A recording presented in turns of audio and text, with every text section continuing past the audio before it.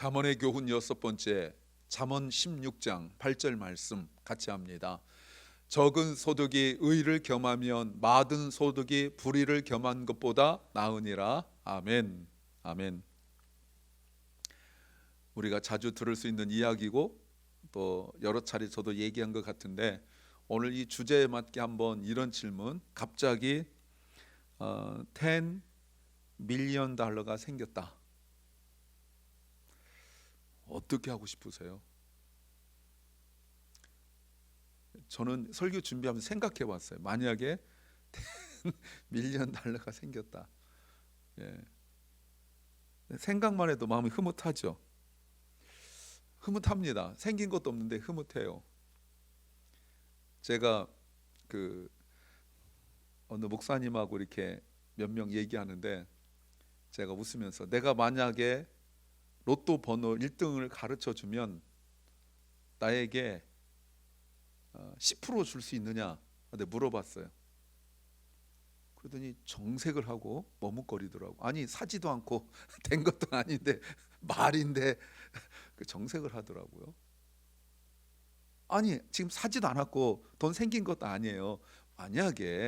만약에 했는데 정색하더라고요. 여러분, 그게 돈입니다.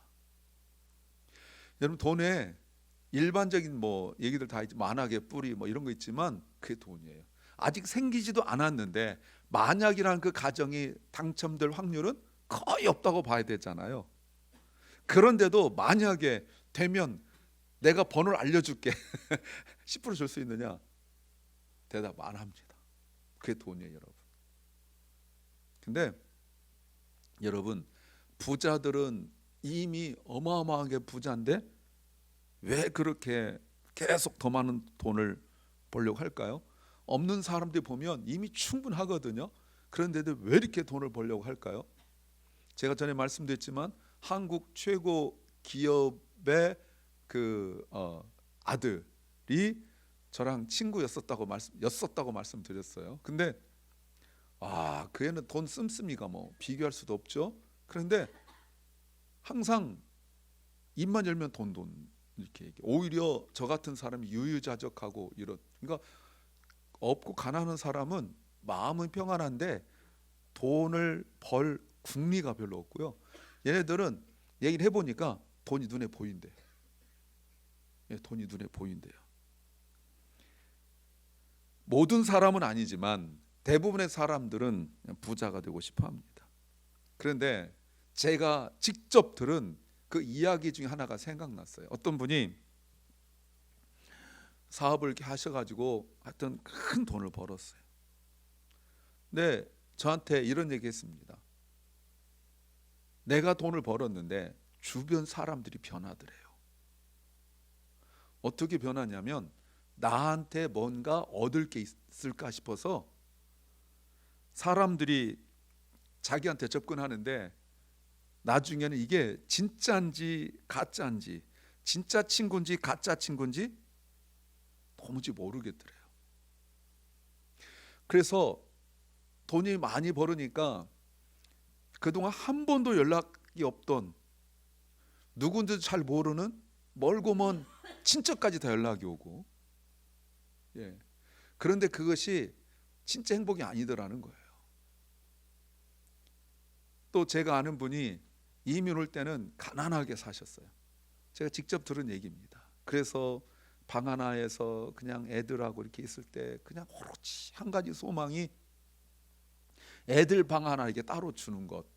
그때 엄청 부자였거든요. 따로 주는 거였었어요.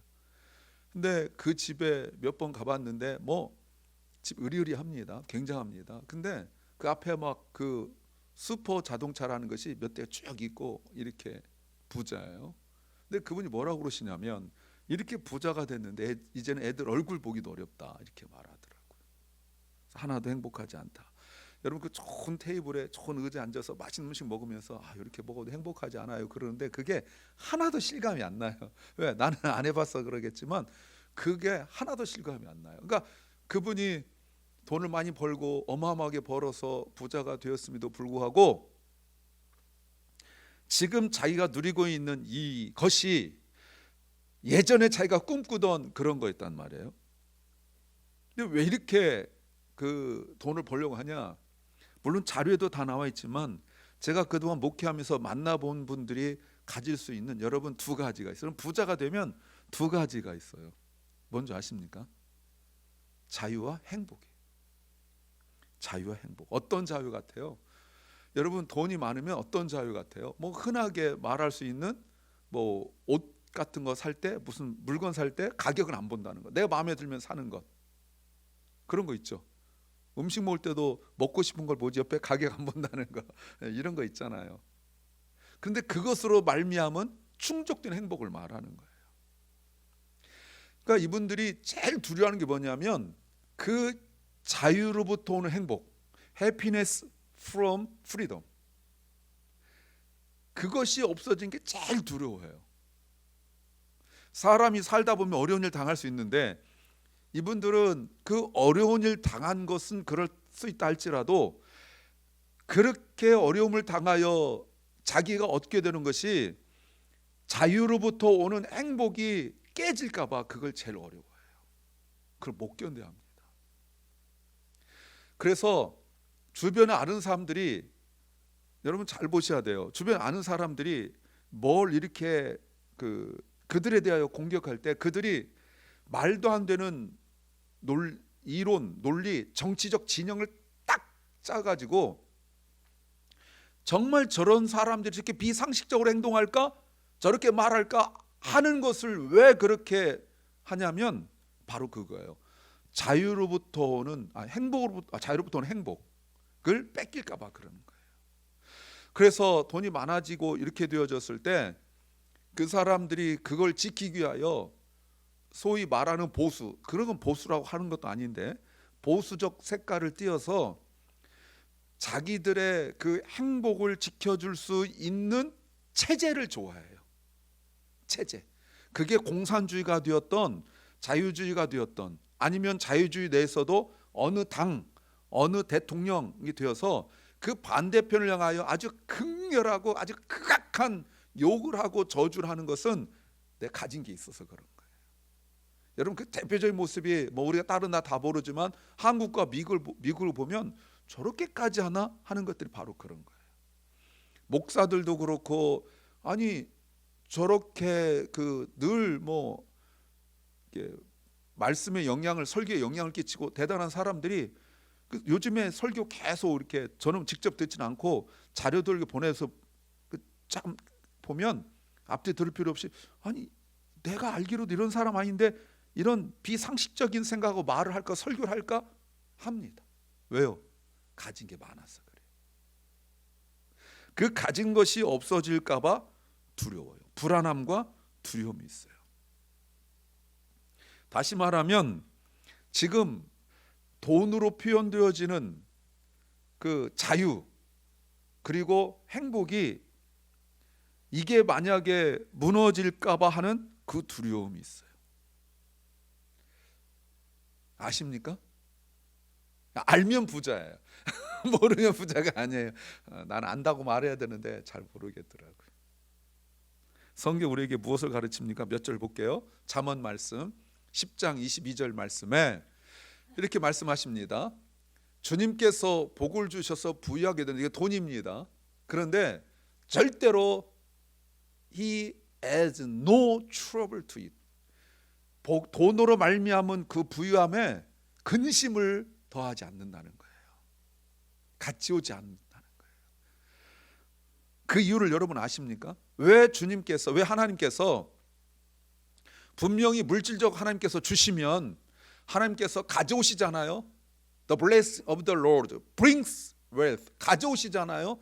그런데 가져오실 때 그 부록으로 아니면 보너스로 절대로 트러블, 근심을 곁들여 주지 않아요. 왜요? 오늘 설교가 이제 그걸 찾아가는 거예요. 또 하나 보십시오. 잠언 16장 8절 말씀에서 그 바로 앞에 있는 11장 있습니까? 예. 잠언 11장 4절 말씀. 재물은 아마 내가 만들 때 실수한 것 같아요. 재물은 진노의 날에 쓸모가 없지만 의리는 죽을 사람도 건져낸다. 이렇게 말하고 있습니다. 요게 이제 답을 찾아 나가는 매우 중요한 힌트예요. 그리고 잠언 16장 8절 말씀, 의롭게 살며 적게 버는 것이 불의하게 살며 많은 것보다 낫다. 자, 요게 이제 공감이 얼른 안 되는 거예요. 의롭게 살며 적게 버는 것, 리를이죠. 근데 불의하게 살며 많이 번다고 말합니다. 이거는 뭐 다 공감을 하는 거예요. 그런데 사실 의롭게 살면 많이 버는 건 어렵다는 그 논리 아니겠습니까? 무슨 말이에요, 여러분? 지금 하나님께서 적어도 이 세 개의 구절을 통하여 보여주고 싶은 게 뭐예요? 부 자체는 악은 아니에요. 그 부도 분명히 하나님께서 주신 선물이에요. 그런데 하나님께서 주신 그 축복, 선물이 비록 선한 것이지만 그것이 우리 쪽에서 자유로부터 오는 그 행복, 이게 말이 거창하지만 다른 쪽으로 말하면 탐욕이에요.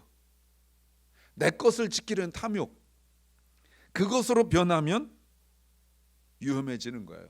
그래서 돈 벌기 위하여 injustice, 불의함, 이 불의함이라는 건 하나님 뜻 아닌 거잖아요. 그렇게 할 수 있는 거예요. 그러니까 탐욕으로 돈을 많이 가지면 가질수록 갖게 되는 게 뭐냐면 소유욕이죠. 그러니까 결국 그 소유욕과 탐욕은 같은 말이에요. 문제는 뭐냐면 돈이 많아질수록 돈을 더 의지하려는 위험이 생기죠. 정리해 보면 이런 말입니다. 부 자체가 문제가 아니라 우리가 부를 대하는 애티튜드, 태도의 문제라는 거예요. 하나님께서 물질의 복을 주셨을 때 그 물질의 복을 우리가 받았을 때 첫 번째 생각할 것이 누가 주셨는가를 생각. 누가? 하나님이죠. 그 다음 두 번째 생각한 게 뭐예요? 왜? 왜 주셨을까? 우리 그걸 생각해야 된단 말이에요. 그런데 이걸 생각하지 못하면 옛날이나 지금이나 우리가 그것에 대한 잘못된 생각을 가지고 있어요. 두 가지 잘못된 생각을 얘기하려고 합니다. 첫 번째는 가난한 사람은 저주받았다? 이게 잘못된 생각이죠. 사람들이 부자가 되지 못한 사람들을 게으르다, 무능하다고 한탄합니다. 비판합니다. 판단합니다. 분명히 앞에 보면 하나님의 의로움으로 적게 버는 것 있다고 분명히 말씀 나왔어요. 그런데 사람들의 그 생각 속에 가난한 자들 그리고 많이 돈이 없는 자들에 대한 판단이 있어요. 주님이 공생애로 계실 때도 그랬고 지금도 그렇고 언제나 그런 생각 가지고 있어요. 그런데 성경은 우리에게 잠언 19장 17절 말씀에서 이렇게 가르치십니다. 보세요. 가난한 사람에게 은혜를 베푸는 것은, 자, 여기서 은혜를 베푸는 것은 돈을 주는 거예요. 주님께 구워주는 거라고 말하고 있습니다. 그러면 주님께서 reward him, 그에게 갚아주시는데 그가 한 것 때문에 갚아주시는 거예요. 자, 아까 우리가 그 돈에 대해서 이야기할 때 하나님께서 왜 주셨는가를 얘기했잖아요. 그 왜 주셨는가? 바로 이것 때문에 그런 거죠. 가난한 자들에 대한 은혜를 베푸는 것이라고 말할 수 있습니다. 친절함을 베푸는 거예요. 그렇다면 물질을 하나님께서 우리에게 주셨을 때 그 물질의 왜, 이유에 대한 것은 바로 가난한 자들을 돌보는 것이다 라고 말할 수 있습니다. 이게 어떻게 가능할까요? 마태복음 5장 3절 말씀에 팔복을 말씀하시면서 주님께서 말씀하신 거 보세요. 심령이 가난한 자. 예, 그래서 가능한 거예요. 왜요? 천국을 가졌기 때문에. 하나님 나라를 가졌어요. 그러니까 가능한 거예요. 내가 베풀 수 있는 것은 물론 저 사람이 불쌍해서 맞습니다. 그런데 그것보다 더 근본적인 게 뭐냐면 내가 천국을 가졌기 때문에 그런 거예요. 천국을 가졌기 때문에. 그래서 예수님께서는 천국을 소유한 심령이 가난한 자를 주님께서 사용하시는 거예요. 그러면 심령이 가난하다는 것과 천국을 소유했다는 건 같은 뜻이죠. 그 천국을 소유하면 심령이 가난해지는 거고, 심령이 가난하면 천국을 소유하는 거라고 말할 수 있어요. 두 번째 잘못된 생각은 부자가 되면 모든 것이 해결된다라는 거예요. 아까 제가 말씀드린 거죠. 제가 직접 경험한 이야기를 말씀드렸습니다. 부자가 되었는데 더 불안하고 더 외로운 사람들이 많습니다. 부자가 되었는데 오히려 더 불안합니다. 오히려 더 두렵습니다. 가장 큰 문제가 뭐죠? 진정한 친구가 없다는 거예요. 다 자기 앞에서 굽신굽신대고 이러는데 그들이 자기를 향한 태도 속에서 그 진실함을 하나도 찾을 수 없는 거죠. 진실함을 하나도 찾을 수 없는 거예요. 모두 다 자기를 이용하려는 사람들, 모두가 뭔가 나로부터 가져갈 사람들만 주변에 많고요. 주변 사람들을 자신을 자기들의 목적을 채우기 위한 뭔가 도구로만 생각하는 거죠. 아까 로또 얘기 나왔는데 그 1등 되고 난 이후에 1등이 아니더라도 당첨됐다 해서 캘리포니아는 발표하게 돼 있잖아요, 이름을. 그러면 어마어마한 편지가 도네이션 해달라고 어마어마하게 오고, 뭐 지역 학교, 뭐 경찰서, 뭐 그 사람들뿐만 아니라 또 주변에 있는 막 사람들 막 오고, 뭐 집 앞에 막 그 사람들이 바글바글하대. 다 나를 도구로 생각해. 그러니까 그것으로 채움받지 못하니까 사람들이 진실함이 없으니까 이 사람들이 어디서 만족을 찾으려 하냐면 엉뚱한 데서 만족을 찾으려고 해요. 그래서 이제 전도서가 그대로 나오는 거예요. 뭐 파티도 해보고, 뭐 술도 마셔보고, 뭐 그러다가 또 마약하고, 뭐 도박하고, 인생이 이제 완전히 망가지는 거예요. 부자일수록 더 많이 갖고 싶어하고, 물론 돈이 있으니까 더 비싼 차, 더 좋은 삶, 뭐 이런 거를 가지려 하지만 결국은 만족이 없어요. 그래서 빌립보서 4장 13절 우리가 너무 잘 알고 있는 말씀을 보시면, 내게 능력 주신 자 안에서 내가 모든 걸 할 수 있다라고 말했던 그 바울의 고백, 우리가 빌립보서 내내 보면서 복음에 합당하게 생활하라 1장 27절 말씀 가지고 계속 보아 나오면서 바울도 자기가 돈이 있든지 없든지 그 속에서 만족할 수 있는, 자족할 수 있는 일체의 비결을 배웠다고 말하고 있었잖아요.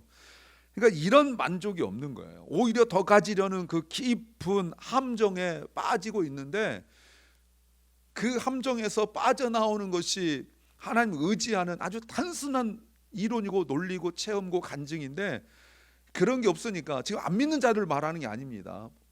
오히려 하나님 믿는다는 사람들이 더 거기서 빠져나온 것을, 주님 항복합니다, 두 손 들고 주님을 붙들어야 되는데, 거기서 빠져나오는 것이 더 많은 돈을 또 더 많이 노력하는 거라고 착각하는 데서 오는 함정이죠. 그러면 진정한 부유함은 무엇인가? 제가 진정한 부유함을 몇 개 얘기하려 합니다. 하나는 부의 목적을 깨달아야 돼요. Understanding the purpose of wealth.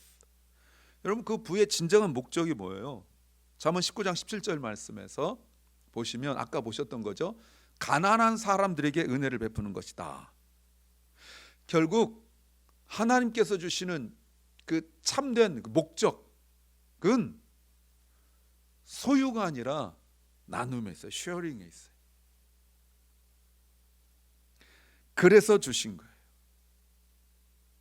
다른 사람을 섬기고 도우라고 주시는 거예요. 그러니까 돈은 벌되, 버는 거 하나님께서 하게 하시는 거죠. 그 돈을 하나님이 원하시는 방식으로 사용되어져야 되는 것입니다. 그래서 하나의 결론을 이렇게 낼 수 있어요. 또 하나의 결론은 부 자체가 문제가 아니라 아까 똑같이 말씀드렸죠. 부 자체가 문제가 아니라 그것을 how it is used, 어떻게 사용되어지는가가 중요한 거예요.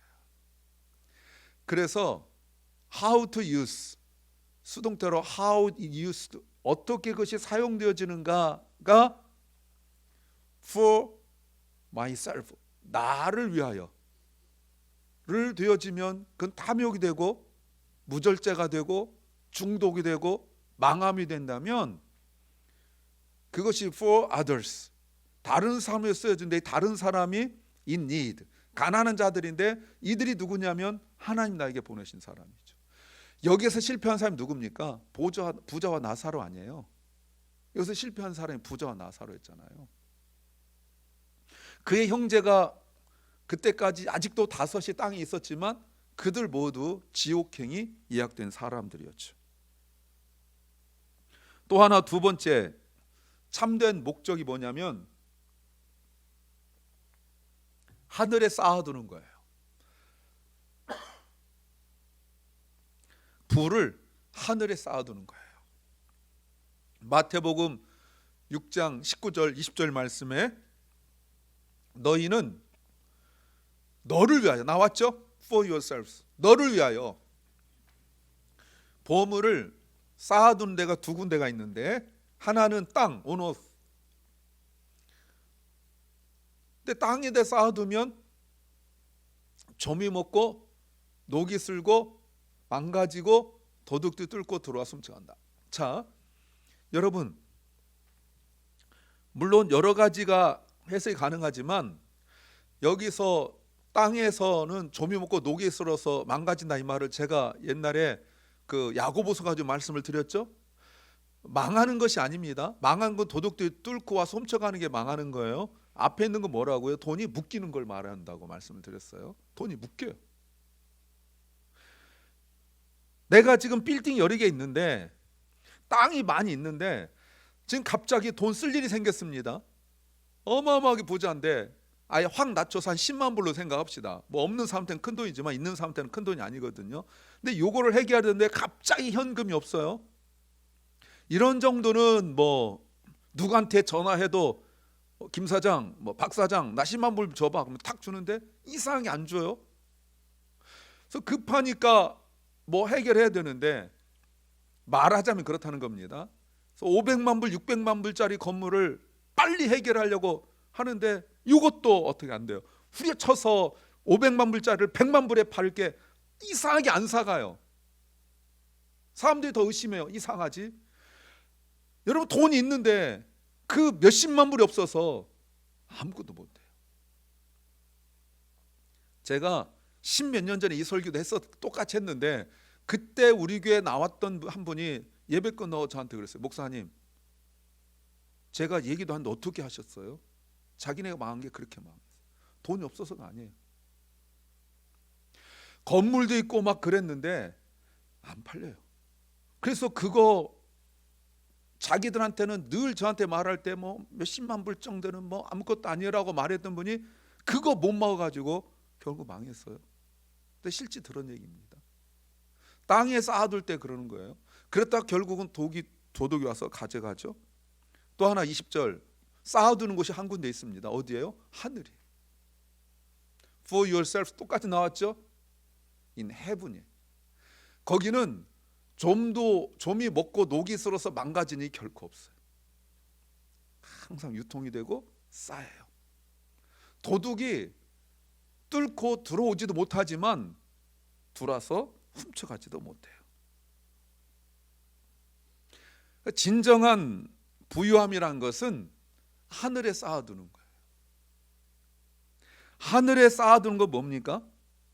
나눔과 섬김을 말하는 거죠.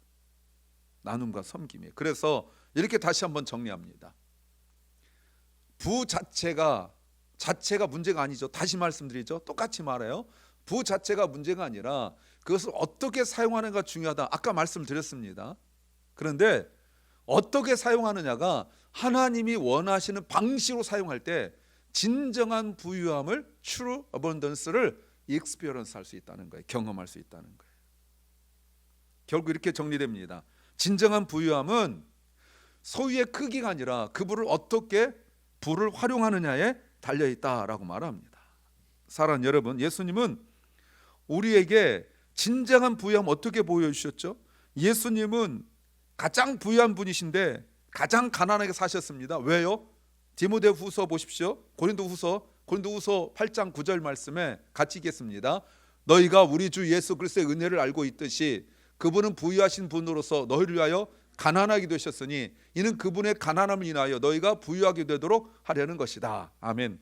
여러분, 이것을 초대교회에 있던 성도들은 문자 그대로 받아가지고 이거를 너무나 순진하니까 문자 그대로 받아가지고 가난한 자들을 위하여 재산을 팔았고, 그리고 자기는 예수님의 정신 그대로 이어받아서 하고, 그래도 도와주고 싶은데 도와줄 것이 없으면 이거는 뭐 초대교회에서 나오는 거니까요, 자기를 한시적으로 노예로 팔아서 값을 받아 돈 가지고 남을 돕고 자기는 노예로 살았어요. 이거 초대교회 역사에 나오는 거예요. 문자 그대로 받아서. 지금 이거를 우리 문자 그대로 받는 사람 없습니다. 교훈으로 알지. 이런 예수 믿고 따른 우리에게 주시는 교훈은, 첫 번째는 부를 소유하는 것이 아니라 하나님을 소유하는 것이 진정한 부유합니다. 믿으십니까? 더 많이 소유할수록 세상은 부유하다고 말하지만 예수님 반대로 말씀하시죠. 자신을 내어놓고 하나님을 따를 때 참된 부유함을 경험할 수 있다고 말합니다. 자, 또 하나, 하나님을 위해 내려놓을 때 더 큰 것을 얻게 됩니다 라고 말할 수 있습니다. 그래서 이렇게 정리합니다. 진정한 부유함은 소유의 크기가 아니라 하나님과 관계에 있다. 그러면 우리는 어떻게 살아야 될까요? 이렇게 정리합니다. 부가 아니라 삶의 방식, the way of life. 이게 매우 중요해요. 결국 나는 돈을 어떻게 대하고 있는가, 하나님이 내게 주신 것을 어떻게 사용할 수 있는가, 하나님의 뜻을 위하여 나의 그 부를 어떻게 내가 받아들일 것인가. 하나님을 신뢰하십시오. 하나님 주실 줄 믿고 나누십시오. 하나님의 나라를 소유하고 있다고 믿는다면 나누십시오. 그것이 우리가 이 땅을 살아가는 가장 좋은 방법입니다.